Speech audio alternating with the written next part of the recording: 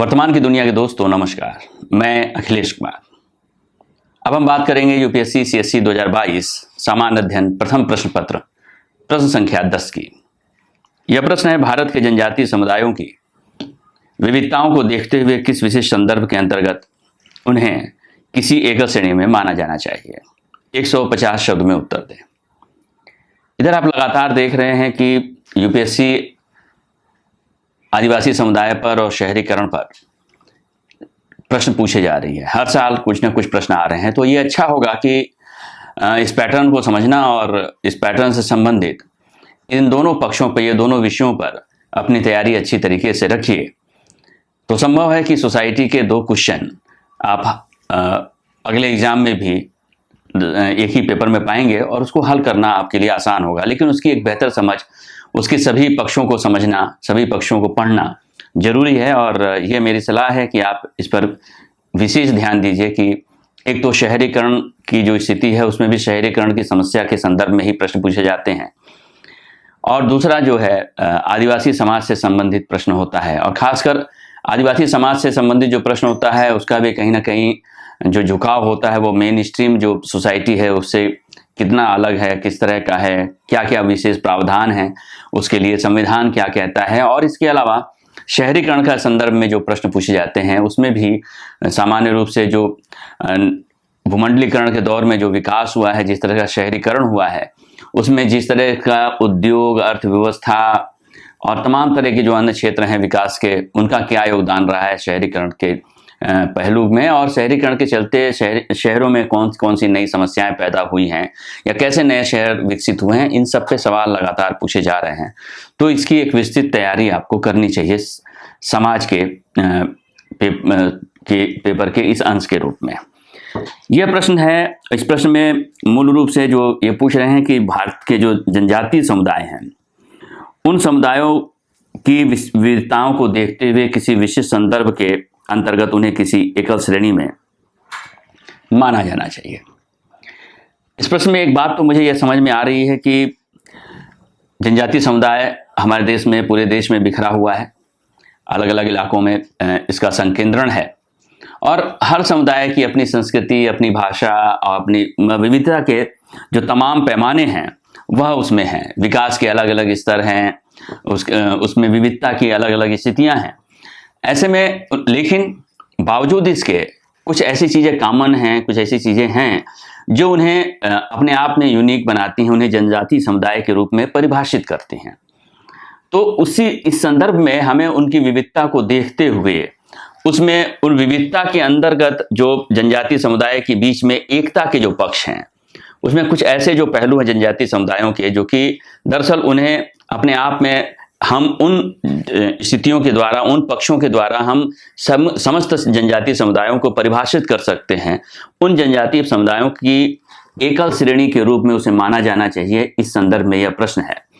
वास्तव में यह प्रश्न किसी नए कलेवर में नहीं है, बल्कि इसके संदर्भ में जो लोकूर कमेटी गठित की गई थी एक, उसी के संदर्भ में है। तो इस प्रश्न को लिखने का जो तरीका होगा वो कुछ इस तरह से होना चाहिए। और मुझे लगता है कि लोकूर कमेटी जो 1965 की लोकूर कमेटी थी उसने इसको एकल श्रेणी के रूप में परिभाषित करने का प्रयास किया था, प्रस्ताव दिया था। इस संदर्भ में ही यह प्रश्न है जो आज नए रूप में हमारे सामने आया है। वैसे इस प्रश्न में कुछ भी नया नहीं है, तो संदर्भ पुराने ही हैं।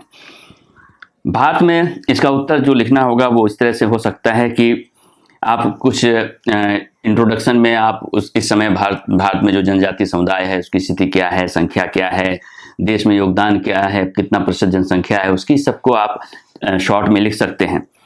भारत में जनजातीय समुदायों की संख्या 700 से अधिक है। देश की जनसंख्या में इसका 8.6% योगदान है। संविधान में उन्हें अनुसूचित जनजाति कहा जाता है। भाषा, परिस्थितिकी, जनसंख्या, संस्कृति, विकास स्तर, सामाजिक स्तरीकरण आदि की विविधता इन्हें सजातीय समुदाय के रूप में परिभाषित नहीं करती। यानी ये सारी जो चीज़ें हैं इसमें आप देखते हैं कि भाषाएं अलग हैं, उनकी परिस्थिति, जो पारिस्थितिकी है, जो जिस पर्यावरण में रहते हैं, अलग अलग जनजातीय समुदायों के अलग पर्यावरण पारिस्थितिकी है, जनसंख्या के अलग अलग मोड हैं, उनमें संस्कृति उनकी अलग अलग है, विकास के स्तर और सामाजिक स्तरीकरण जो उनके अंतर्गत जनजातीय समुदायों में भी जो समाज के स्तरीकरण का जो पूरा पैमाना है वह अलग है।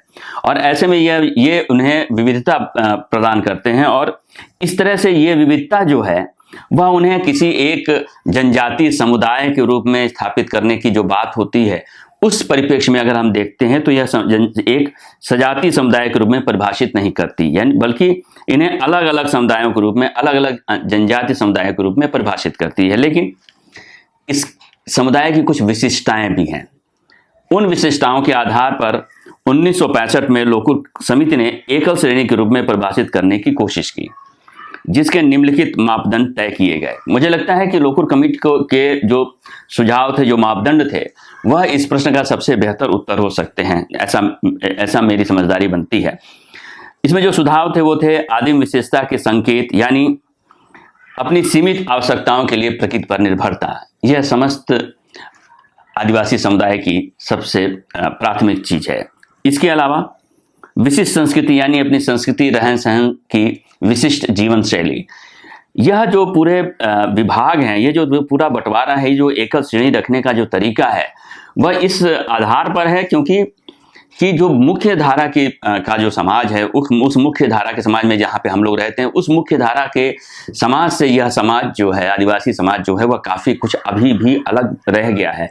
उसकी कुछ विशेषताएं हैं जो कि किसी एक खास पार्टिकुलर जनजातीय समुदाय में नहीं, बल्कि जितने भी जनजातीय समुदाय हैं उसमें पाई जाती है कि एक तो वो प्रकृति पर उनकी निर्भरता बड़े पैमाने पर अभी भी बरकरार है, उनकी विशिष्ट जीवन शैली अभी भी बरकरार है, भौगोलिक एकाकीपन, यानी निश्चित भूभाग में निवास करना, जिस तरह से वह मेन स्ट्रीम सोसाइटी से अलग हटकर वह एक विशेष रूप से भौगोलिक संभाग में निवास करते हैं, खासकर जो जंगलों, जंगल जमीन के पूरे परिप्रेक्ष्य में वह मुख्य धारा से अलग अपनी एक विशिष्ट पहचान बनाते हैं अपने निवास के संदर्भ में, यानी वह उनको एक भौगोलिक एकाकीपन देता है।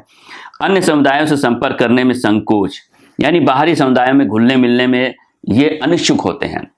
समस्त जो आदिवासी जातियां हैं उसमें उसके स्तर अलग अलग हो सकते हैं, लेकिन यह सारी आदिवासी जातियां जो हैं वो अपनी संस्कृति, सभ्यता, अपने रहन सहन के माहौल को बनाए रखने की कोशिश करती हैं। बात अलग है कि विकास के जो तथाकथित पैमाने हैं, उन विकास के पैमानों में इन्हें अपने निवास स्थानों को छोड़कर या वो निवास स्थान विभिन्न विकास परियोजनाओं के चलते उनको खत्म भी किया गया है, इनको पलायन के लिए मजबूर भी किया गया है, या जीवन स्थितियां इतनी कठोर होती गई हैं कि ये खुद भी पलायन के लिए मजबूर हुए हैं।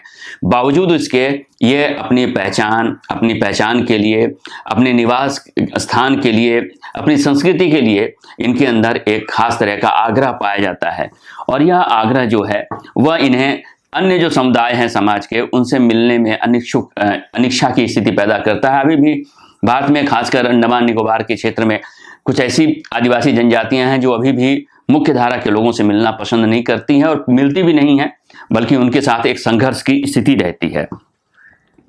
पिछड़ापन, यानी समाज की मुख्य धारा में शामिल होने से आर्थिक पिछड़ेपन के शिकार। ये सारे के सारे जनजातीय समुदाय जो हैं वो बिल्कुल निश्चित रूप से समाज की मुख्य धारा में चूंकि शामिल नहीं होते, इसलिए ये पिछड़ेपन के शिकार हैं। और आप ये कह सकते हैं कि यह अपने जीवन की जो शैली है उसको बरकरार रखना चाहते हैं, उसमें यह संतुष्ट हैं, लेकिन हम जब अपने जीवन शैली के साथ जब उनका कंपैरिजन करते हैं तो हमें ये लगता है कि वह काफ़ी पिछड़े हुए स्थिति में हैं। हालांकि उनकी जीवन शैली जो है वो हमारी जीवन शैली से ज़्यादा पुरानी है, ज़्यादा वो सभ्यता के लिहाज से भी उनका जो सभ्यता का जो संपर्क है या सभ्यता का जो पूरा कॉन्सेप्ट है, जो विचार है, वो हमसे बहुत ज़्यादा पुराना है, जो हम तथाकथित आधुनिक सभ्यता जिसे कहते हैं।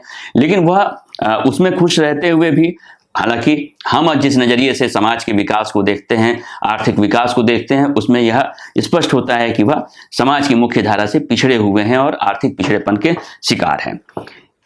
इनके अलावा अन्य सांस्कृतिक विशेषताओं तथा शिक्षा की न्यूनतम प्रसार के विशेष संदर्भ में इन्हें एकल श्रेणी के रूप में परिभाषित किया जा सकता है।